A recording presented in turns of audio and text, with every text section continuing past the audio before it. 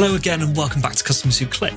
Today we're coming back to a topic that we've covered a little bit before, but from a new angle today, as we're going to be talking about video marketing, but more about the strategy behind the campaign management rather than the video content itself, which we've covered with Joe from Funny Sales Videos and Jeff from Molio. Video is so important. You've got a great opportunity to capture the attention of your audience with engaging video and have them listen to and watch several minutes worth of advertisement for your brand.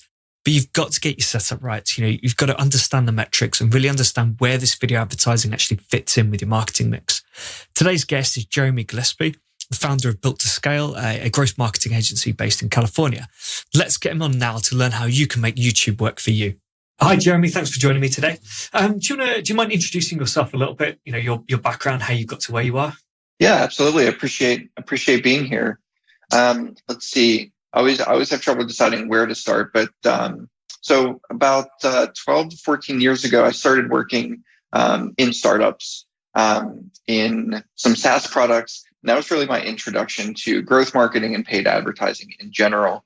I bounced around a few different startups, went to LinkedIn for a number of years and helped them build out their paid ad strategy outside of LinkedIn itself, on Google specifically. And then about 4 years ago or so, I started my own agency where I wanted to impact more businesses. And we really help and focus on businesses that are looking to scale using both Google as well as Facebook ads. And we work with both eCommerce, mainly eCommerce businesses, as well as some coaches and consultants.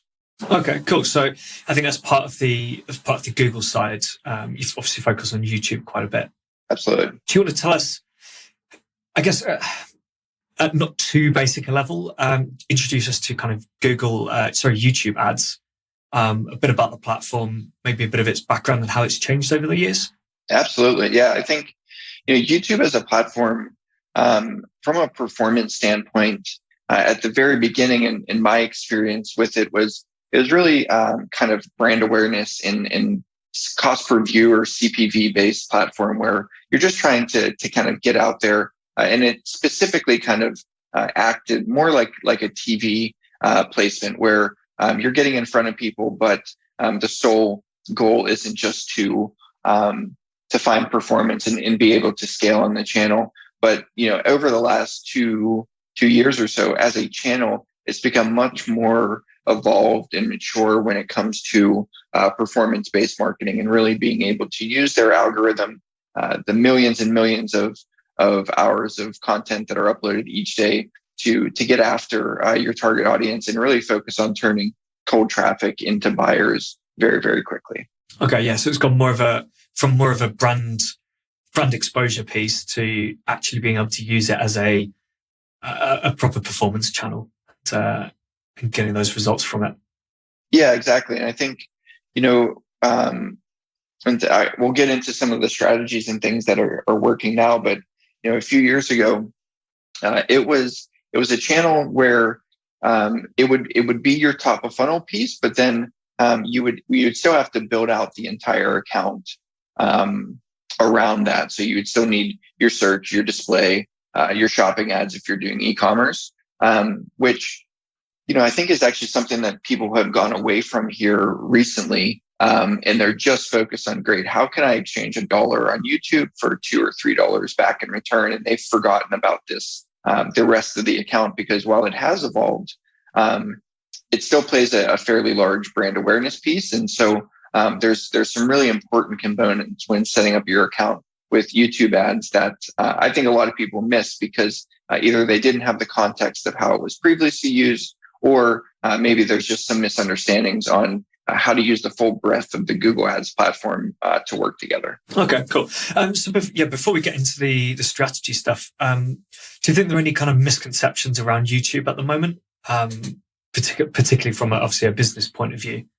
Yeah, I mean, I think a few misconceptions. One, everyone thinks they need like extremely well-produced video and content. And I think for a lot of consumers, they want the real look and feel. And so you can definitely get YouTube to work without very, very high production value. And I think that's something that holds a lot of people back from using the platform. So that'd be the first misconception. I think the other misconception is e-commerce ads don't work on YouTube. Certainly, as a platform, there are some differences that we like to look for in e-commerce products on YouTube. But if you can have a $75 AOV or so, YouTube is a extremely viable channel, and I would say much more scalable and stable than, say, like Facebook is currently. Okay, interesting. Yeah, I mean, I definitely see a lot more advertising I've seen more for like financial stuff. SaaS in particular has popped up quite a lot. And I'm not massive on YouTube, so I probably just don't see that much. But I can't remember seeing an actual e-commerce advert as an advert on YouTube, as opposed to me having looked one up specifically to watch it. Yep, exactly. Yeah, it's really financial, SaaS, high ticket coaching and consulting. Those are kind of the three things. Typically, those have higher lifetime values, and so they can make the channel work a little bit more quickly because they have a little bit more margin to play with. But I think e-commerce, certainly there's a huge opportunity there that people aren't tapping into enough. And I think if you fast forward, say 12, 24 months from now, that opportunity is going to shrink for the companies that haven't taken advantage of that. Okay, cool. Yeah, actually, I do remember trying out YouTube probably 6-7 years ago now, and we had one advert which was kind of a bit of an older video. It was more of an explainer video. I think that we got someone to edit and we turned it into a bit of an advert, and it didn't perform very well at all. And then shortly after I left, they actually ran TV advertising. And I think they then took the TV adverts and ran them on YouTube and ran them as video content. And those adverts weren't too bad, actually. I don't want to be harsh on them, but it was a surprising amount of personality in those adverts for the company. Nice. Yeah. Do you want to tell us a bit about the strategies around YouTube? I mean, we're obviously today we're going to focus more on the account-based stuff rather than the video. Yeah. So I'll talk about three components, and these three components aren't necessarily unique to YouTube, but I do think about them in a little bit different way than some other platforms. So like most platforms, specifically, we're going to look at the creative, the account structure, and the landing page that we're going to. I'm going to start with account structure. We can talk about creative, and I know you've had some other podcasts and things that have talked about the creative standpoint. So we can go into that deeper if need be, but talking specifically about the account structure, we certainly have areas of opportunity that I see a lot of businesses missing. And I already started to talk about it, but I like to always think about the account structure with YouTube as kind of like a champagne tower. If you pour champagne in the top of the glasses, it kind of trickles down across all of the other glasses. And the trouble that I think a lot of e-commerce businesses get into is they just build that top glass for YouTube, or maybe a few other small glasses underneath that. But the spillover effect of YouTube is fairly large, specifically when you compare it to other channels. So we need to build out that strong foundation. And so I always start accounts with a strong foundation, and that's going to be a search campaign, so search branded campaign, just to lock down your brand position, because a lot of people who see a YouTube ad will then go search for your brand. We need a strong shopping presence. I'm talking specifically here, obviously, about e-commerce, but building out your shopping campaigns. And if we need to, we can talk a little bit more about that. And then making sure that you have your retargeting in display set up. That's like at the bare minimum what I like to set up. I also like to set up some dynamic search keyword campaigns for high and make sure we're capturing high intent keywords within our specific niche. So that way, after somebody sees a YouTube ad and they either visit a site that has GDN, searches for our brand, searches for a high intent keyword, we're building this ecosystem around them. because one of the important pieces that we see is anywhere from 15 to even 30% of our search and shopping conversions originate from seeing a YouTube ad.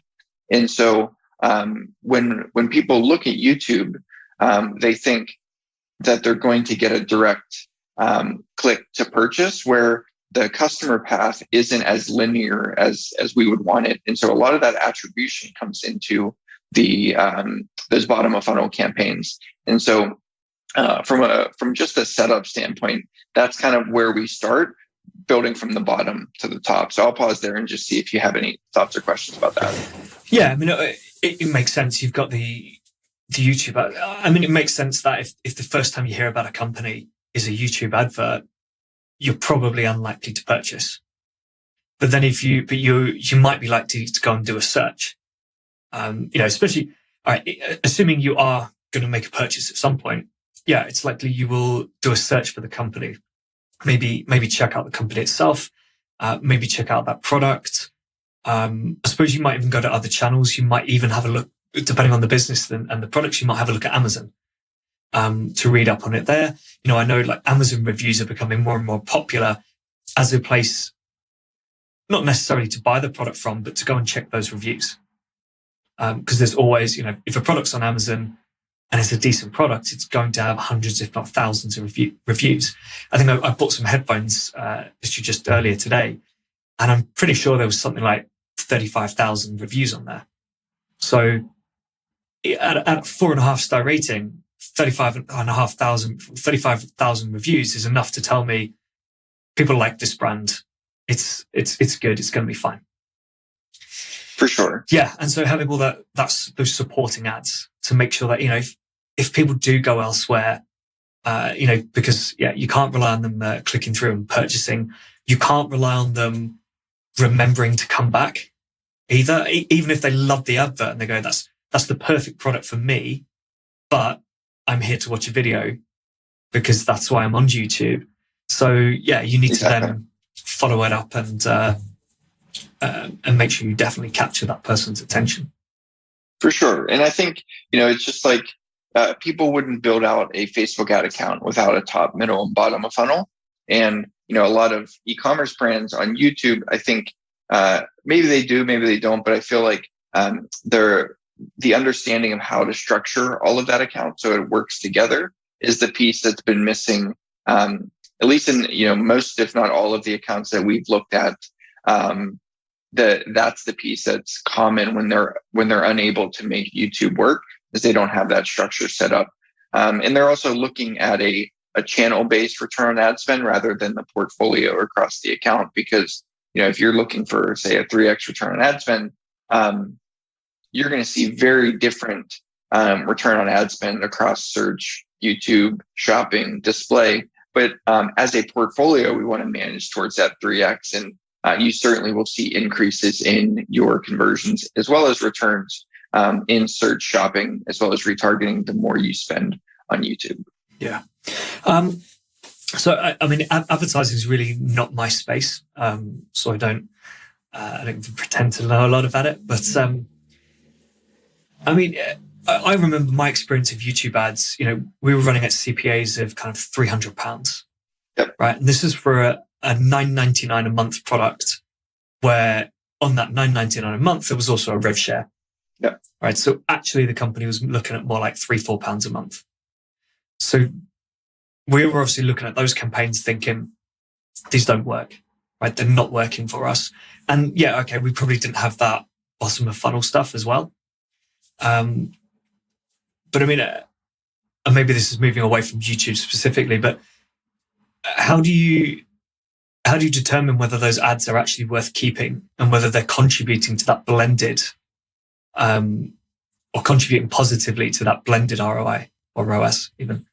Yeah, absolutely. I think the first piece is, we like to work with companies that have an AOV of $75 or above. If you can get above that $100 mark, it really makes a big difference for YouTube specifically. But we also need to know what the lifetime value of a customer is. And so this just seems to be a commonality, specifically with e-com brands, where sometimes they don't have clear numbers from a lifetime value standpoint. And so they basically scale and manage to that front end AOV, which is okay. But when it comes to, say, what's going to happen in the next 3, 6, 9, 12 months with that customer, we need to understand how that's going to expand, because that allows us to scale better. And so we like to work from like a 3-to-1 CPA to lifetime value is kind of the ideal metric, very similar to like a SaaS product, but that's where we prefer to work from. And sometimes it will slide up or down depending on where the company's at in their growth cycle. But that's just the baseline that we like to start with. And then certainly the cheaper that we can get that front end purchase, the better. But that's not always the case, because if we're spending, there's accounts that are spending $500, $1 million a month. The amount of lifetime value that they get from that, especially if they have a continuity program or anything like that, is massive. And so we will even scale at like a 1.5 X return, because for them, over the next year, that's millions of dollars in additional revenue for them. Yeah, definitely. I suppose what I meant was, if you've got those ads, those YouTube ads running at £300, yep. But your blended ROAS is 3-to-1. Yeah. Right. So on a blended basis, you're looking at it thinking this is fine. Right. Yeah. But then you'd have people looking at YouTube and saying, well, why are we running YouTube if it's costing us £300 per person? So it's like, how do you kind of prove that YouTube is actually contributing in a positive way? Because like you said at the start, we're not necessarily looking for that purchase from YouTube. Yeah. But that purchase sometimes feels like that's the only number you have to assess the performance of it. Yeah, for sure. Like, yes, looking at that blended return or like a marketing efficiency number across all channels is definitely something, especially post, iOS 14 is something that a lot of companies, because they've lost some attribution, are moving towards. But I've always been a huge fan of that blended number, because if we can keep the 3-to-1 across everything, that gives us a good understanding of our overall efficiency. And a lot of times there's an education piece that we need to do with clients on this, because they're looking in the channel where they're going to see more organic traffic, more direct traffic. And so a lot of times we'll do a lift analysis where we'll say, great, during this time period, we're going to spend X amount on YouTube. We're going to make sure there's no, big PR pieces or other things or outside factors that may be impacting this. And we're just going to look at standard deviation and what happens to search impression share in paid ads. We're going to look at organic traffic, and we're going to look at direct, and we're going to see what happens in those 3 channels to basically show the lift that we see, not just directly in the paid ads. Yeah. Well, it's similar with just offline advertising, TV, radio. Yes. I guess you see similar impacts in that by running those adverts, you see improved performance in organic search, PPC, even things like Facebook, because you're still putting the ad in front of someone rather than them searching for you, but there's a higher chance that they recognize you.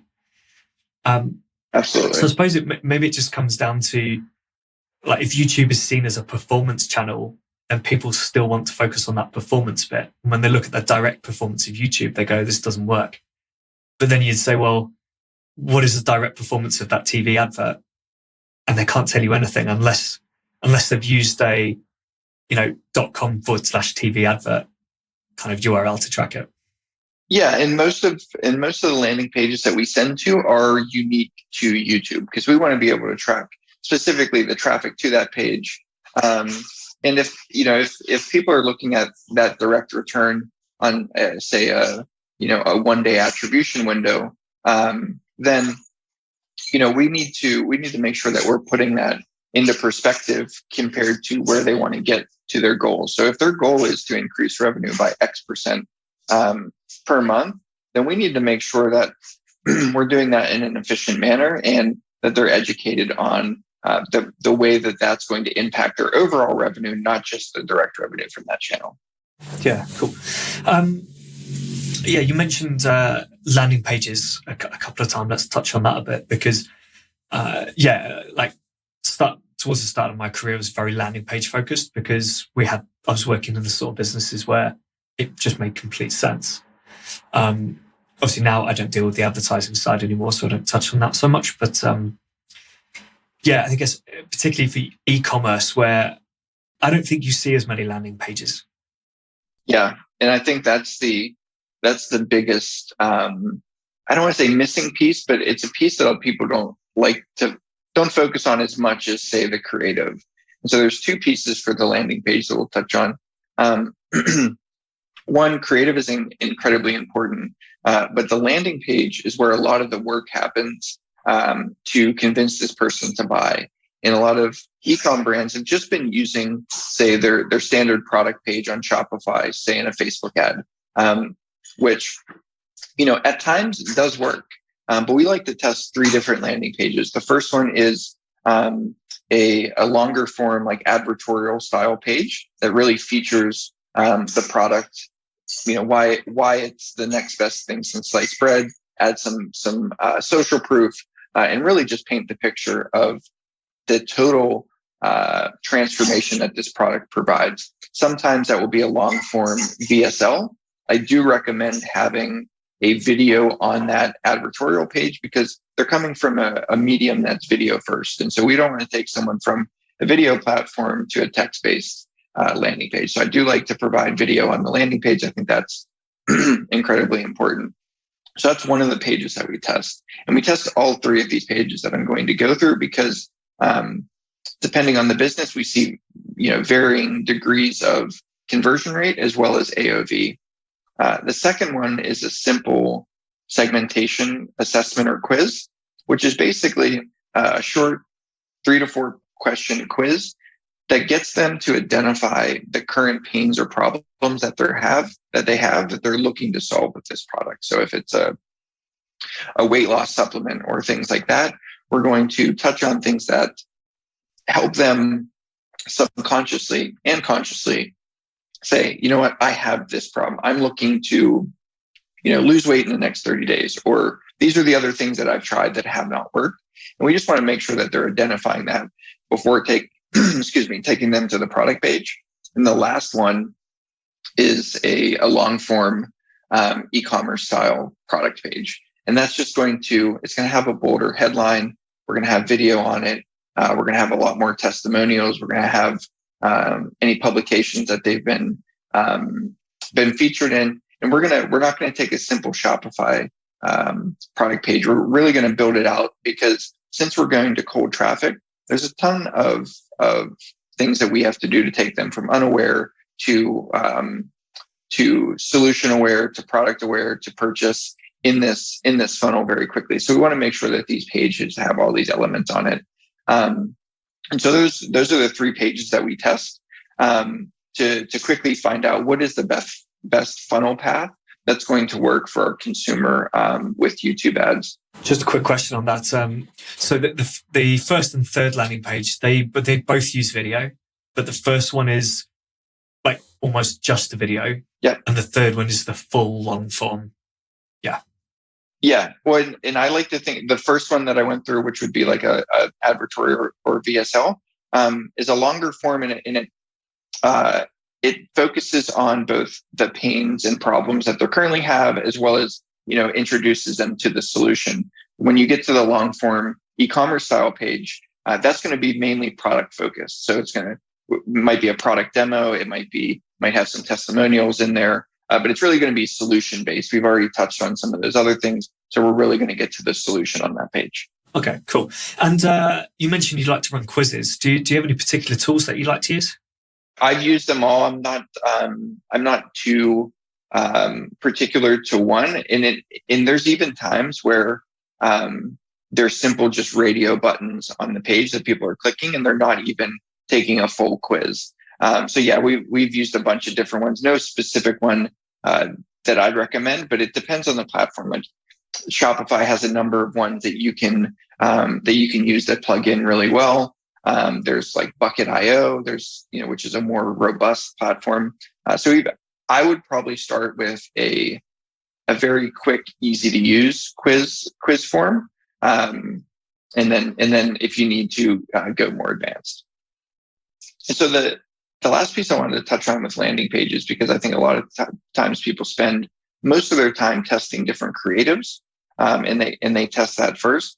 I really like to test these 3 landing pages first, because one of the more important pieces, especially when you talk about the algorithm that these platforms use to find more purchasers and things like that, is what is the feedback loop, or how long or how quick is that feedback loop from conversion for them to go to train the algorithm.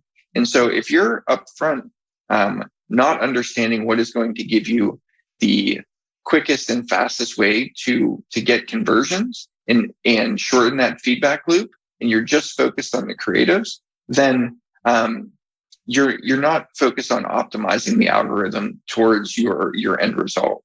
So I like to front load the landing page, so we know that we have the shortest feedback loop available, and then move into the creative testing to roll through that, so that now we know that we're not getting any false positives on creative, because we have the funnel in place that's going to support the best outcome. Yeah, makes sense. Do you ever deal with things like, do you touch on kind of marketing automation or anything like that as well? So there's kind of, if they haven't converted but you've captured data, do you feed into that process at all? Would you loop maybe video into that? Absolutely. I mean, I think from a marketing automation system, one of the things, even with these assessments and quizzes, is capturing the email address earlier on in the customer lifecycle with iOS and all of the complications that's kind of imposing on advertisers, advocating for capturing that personal identifying information up front, and then working them through the marketing automation system, or SMS, through there is really, really important. And I think one kind of hack that has been working well, and this is more for search or shopping. You can also do it on YouTube, but you can provide pop-ups on pages based on, say, the UTM that they came from. So if you're passing UTMs and this UTM is coming from let's just say a colder temperature search traffic campaign, you're going to want to serve them a very different pop-up than somebody who's saying like, what ingredients are in XYZ supplement is very different from, best XYZ supplement for women. And so there's much more purchase intent in that bottom one. So you may want to serve them a pop-up that gets them into your CRM, maybe with a discount. Whereas the first example, we may want to give them something that talks more about the benefits, the ingredients and things like that, and nurture them through that way down to that purchase point, rather than just serving everyone a blanket, 10% off coupon. Yeah, I think it makes perfect sense. That's what I've been doing a lot of recently as well. Trying to capture those kind of pain points or interests and preferences, so that in the marketing automation side, we can say, right, we know you have this preference, so we're going to talk about these sort of products. We're going to give you this sort of information, which should hopefully lead to a better conversion than if we just captured all this data and said, we fix all these things and we have products that do all these different things. Please find the one that you think is best for you. It's not really going to work, is it? Yeah, absolutely. And I think consumers are becoming much more sophisticated, and they respond better when you give them a solution or outcome based on where they're currently at in their life cycle. And it seems like marketing 101, but when it comes to, especially on the e-commerce side, I feel like everyone's been so focused on turning, this click into a purchase or this dollar into $3, and they forgot about the actual customer that's behind it, and really, the value that you should be providing to them is the key point that I think a lot of people miss, and certainly when that comes to nurturing them in the CRM. Yeah, I think there is a lot of, this person clicked on my advert, so they're ready to buy. Exactly. Like the fact that they've clicked an advert is buying intent, when the vast majority of the time it's not, unless they've clicked on a very purchase, intent heavy paid search link or something. But the majority of the time it's, oh, you've got my interest, I'll come and have a look.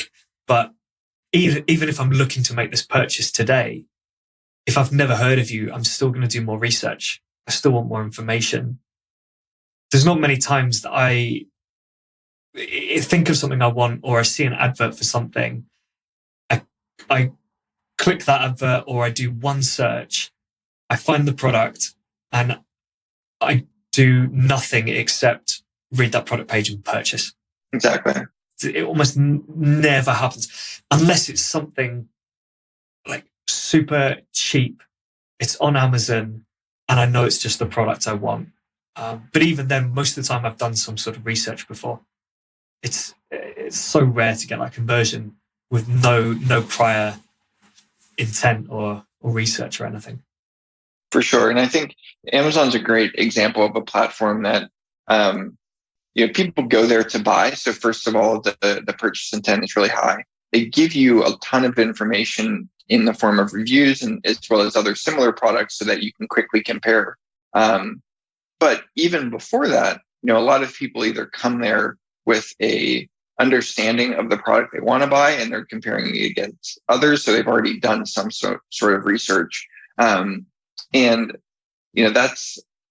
it's a really important piece to understand, because if you're not working to support that research, whether it's your CRM, your ads, your SEO, all of these different things, then it's a very indefensible position when other competitors are on the market and they're focused on that full life cycle and nurture. Yeah, exactly. If there's a business out there giving you that information, giving you that education, particularly, to be honest, even if they're mentioning other solutions, might not be a competitor product, but it could be, we were talking about weight loss earlier. So if you're selling supplements, you might talk about, like exercise routines. Say, here's some stretches and things you can do, because you're giving the customer what they want, and it's building that trust, because you're saying you don't have to purchase our products. There are other ways you can meet your needs and solve your problems. But if you want to buy this product, we're here for you. Exactly. Whereas, if you just stick a product in front of someone, they're going to go do that research. You're then risking that either that competitor's doing that work, or a comparison site does that work, and that comparison site might point someone towards a different product. Yeah, for sure. Yeah, and I think it all stems to leading with value and giving them value, and it's vitally important. And some of the best YouTube ads that we have running right now lead with something like, hey, if using the weight loss example, here's some workouts, here's some dietary things that you can do, and leading with like, hey, here's things that we want to provide to you that are value based, and then it eventually leads to, if you want a quicker, faster, cheaper, better, whatever, however it's positioned solution, we also have this product that will support everything we just gave you and help you get those results faster. Yeah, and it's not an alternative. Well, I mean, it is an alternative, but it's like a complementary product. Exactly.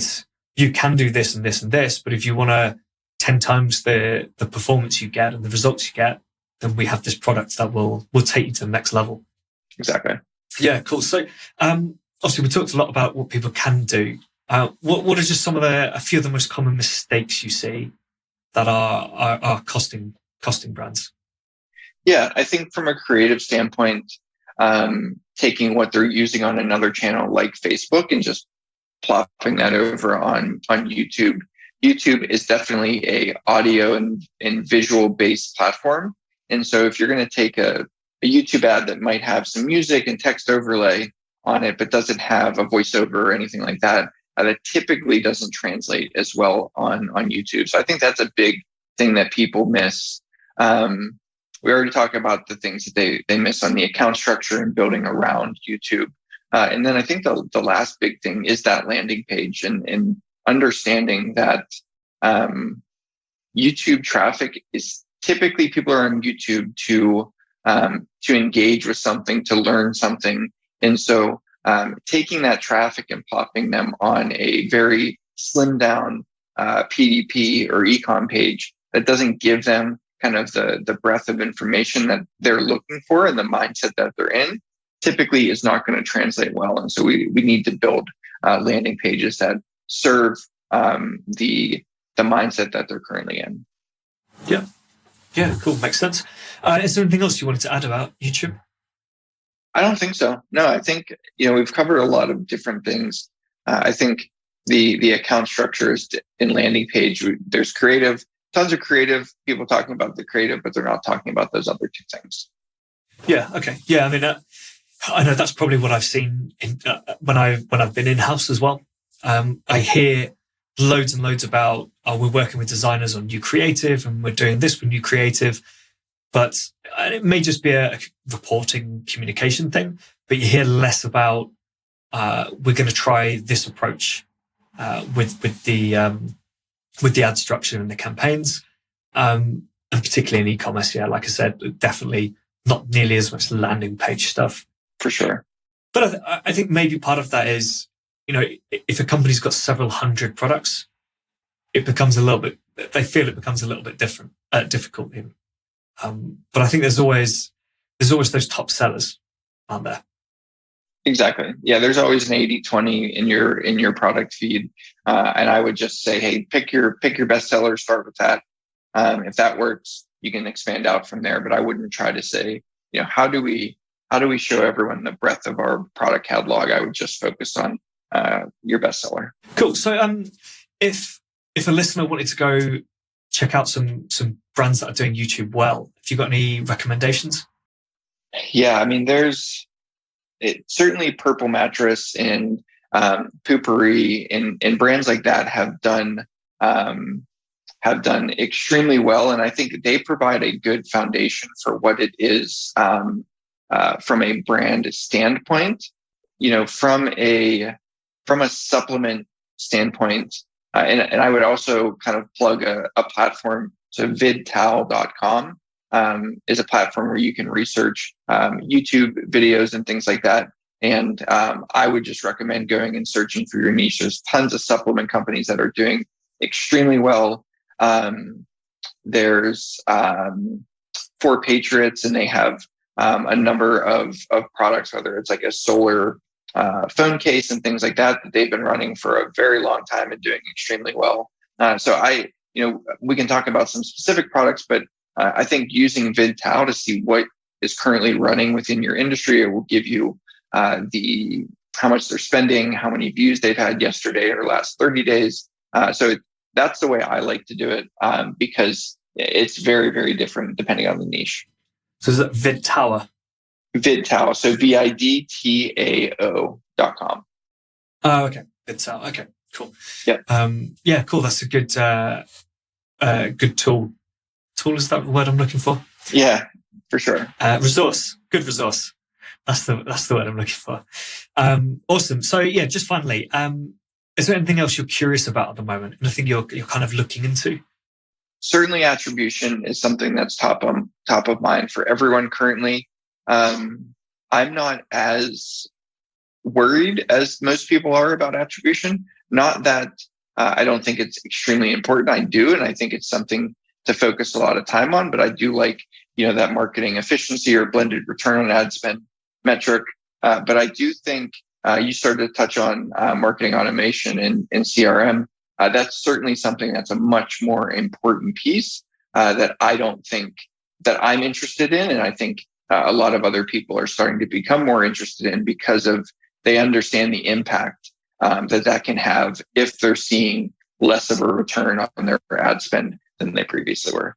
Yeah, definitely. I'm seeing more and more focus on this, the CRM side and segmentation and capturing more data earlier on so that you can start to create those more personalized approaches. Cool. This has been really awesome stuff. Really good to hear about how you can run ads on YouTube better. If people want to find out more, what's the best way of getting in touch? Yeah. builttoscale.co is our website. And, no hard pitch. If there's any questions about YouTube specifically, feel free to reach out to me personally at jeremy@builttoscale.co. Happy to answer any and all questions for your audience, just to make sure that they see the best performance on their YouTube ads. Awesome. All right. Thanks so much, Jeremy. Yeah, of course. Thank you. YouTube and video marketing generally provides a great opportunity to provide really strong, valuable content at different stages of the funnel and really support your overall marketing mix as well. However, a mistake a lot of marketers make is to look too closely at the performance of YouTube and other video content by themselves and become disillusioned with the channels. If you're running campaigns across the funnel, then of course some of them are going to have really high CPAs, because the job of those ads isn't to convert customers, it's to build brand awareness so that your conversion ads do perform better. If you'd like to learn more about YouTube advertising, you can reach out to Dan on LinkedIn. In the meantime, I'd love to know what your favorite video ads have been. If you do have any podcast related questions, do let me know by tweeting at Will Lawrenson. And if you don't, please leave a review and a rating on the podcast. It really does help. Next up, I've got Arlen Robinson with me. We're going to be talking about affiliate marketing. But until then, keep those customers clicking.